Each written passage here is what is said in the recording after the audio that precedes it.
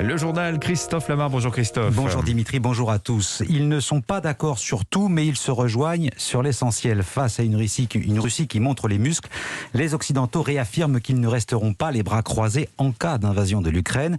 Reste à trouver le chemin pour dissuader Moscou. C'était le but de la réunion par visioconférence hier entre le président américain et plusieurs pays européens, dont la France et l'Allemagne. Alexis Guilleux, les alliés affichent leur unité tout en misant sur le dialogue. Oui, les alliés sont tous d'accord sur un point, il faut trouver une sortie diplomatique à cette crise ukrainienne. La France insiste notamment sur la nécessité d'un dialogue renforcé avec la Russie. C'est pour cela que Paris organise demain une réunion à 4 avec Moscou, Kiev et Berlin.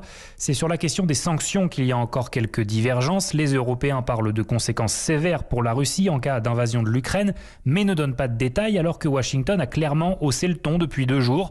Évacuation des familles de diplomates, menace de gel d'exportation stratégique, car Moscou ne semble pas vouloir apaiser les tensions selon le porte-parole du Pentagone. Les Russes continuent de poster de nouvelles forces à la frontière avec l'Ukraine. En Biélorussie également, les chiffres augmentent. Donc non seulement ils ne montrent pas de signes de désescalade, mais ils renforcent leur capacité d'action.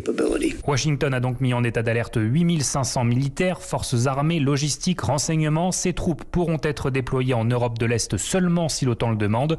Les Américains disent ainsi vouloir montrer qu'ils sont prêts à soutenir leurs alliés. Alexis Guilleux, correspondant d'Europe 1 aux États-Unis. La crise ukrainienne sera au menu de la rencontre entre Emmanuel Macron et le chancelier allemand Olaf Scholz ce soir à Berlin. Le chef de l'État a également prévu de s'entretenir avec Vladimir Poutine dans les prochains jours.